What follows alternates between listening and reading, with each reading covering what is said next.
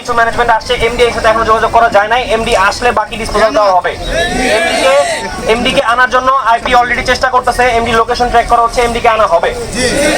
আজকে সকালে হোক, আজকে দুপুরে হোক, আজকে রাতে হোক, যখনই হোক।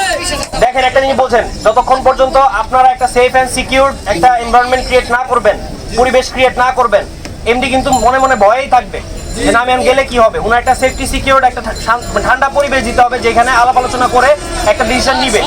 ঠিক আছে, ওকে, এটা ছিল আপনাদের দাবি দেওয়ার আপডেট।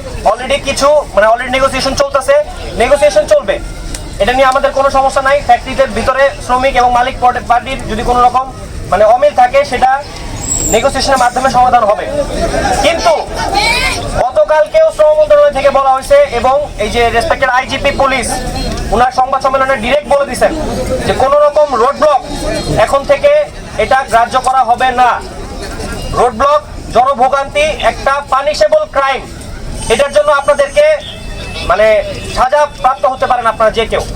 এখন আপনাদের জন্য হচ্ছে আমার উপর যদি বিশ্বাস রাখেন, আমি বলে দিচ্ছি আপনাদের জন্য সময় হচ্ছে 7 মিনিট। 7 মিনিটের মধ্যে রাস্তা ছেড়ে সাইডে গিয়ে দাঁড়াবেন।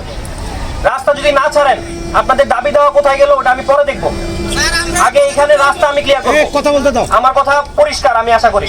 7 মিনিট সময়, 7 মিনিট পরে এখানে যারা থাকবেন তারা আমার ডিরেক্ট আদেশ ভঙ্গ করছেন এবং এই জনভোগান্তি ক্রিয়েট করছেন, এই পানিশেবল ক্রাইমের আন্ডারে আপনারা জেলে যাবেন। আমি আমার কথা পরিষ্কার বলে দিলাম।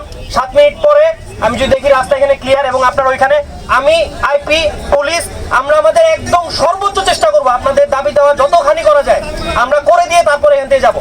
কিন্তু 7 মিনিট পরে যদি আপনারা এখানে থাকেন, রাস্তা যদি ব্লক থাকে, আপনি আমার পক্ষের না, আমি ধরে নিব। Thank you. আমাদের কোনো ওভারটাইম দেওয়া হয় না, আমাদের হাজিরা বোনাস ঠিক মতন দেওয়া হয় না, আমরা কোনো ছুটির টাকা পাই না, আমরা কোনো ওভারটাইম পাই না। কেন দেওয়া হয় না? আমরা কি কাজ করি না? আমরা তো কাজ করে খাই নাকি? কষ্টের জন্য আমরা কাজ করি। রাত 10টা নয় 12টা নয় 3টা পর্যন্ত আমাদের ডিউটি করা টাকা দিবে না কেন? আমরা কি টাকাটা পাই না? অবশ্যই টাকাটা পাই। কেন টাকাটা দিবে না ওরা আমাদেরকে? কেন দিবে না? টাকা দেয়, টাকা দেয় না। তারপরে আমাদের ছুটি চাই, আমাদের বাচ্চা অসুস্থ আছে, আমার স্বামী তো অসুস্থ আছে, আমরা নিজেরা তো অসুস্থ হতে পারি নাকি? আমরা ছুটি চাইলে ছুটি পেলে কেন ছুটি দিব? আজকে তোরা ওভারটাইম কিছু তার কালকে তোরা কিছু দেয় না, দেওয়ার পরে আমরা যদি বলি তাহলে বলে তোরা যদি চাকরি করতে চেষ্টা করে না তারা বাইরে হয়ে যাবে। কেন আমরা বাইরে হয়ে যাবো? আমরা চাকরি করি, আমরা কি বাইরে হয়ে যাওয়ার জন্য? আমরা বাইরে হয়ে যাওয়ার জন্য চাকরি করি না। আমরা চাকরি করি, আমাদের সুপারভাইজার আছে, স্টাফ আছে, যখন আমাদের বিপদ আপদ দাঁড়াবে না তারা ছুটি চাইলে ঠিক মতো ছুটি দেওয়ার চেষ্টা করে না। কেন দেওয়া হবে না? আপনারা কি বলতে পারেন এই কথা? আমাদের দাবি হলো আমাদের ওভারটাইম দিতে হবে, আমাদের হাজিরা বোনাস দিতে হবে, আমাদের ঈদ বোনাস দিতে হবে। তারা আরো অনেকদিন ধরে জানানো হচ্ছে, তারা আমাদের কিছু বলে না, সঠিক কোনো কথা উত্তর দেয় না আমাদের। কেন দিবে না? আমরা এটা চাই, ওভারটাইম চাই।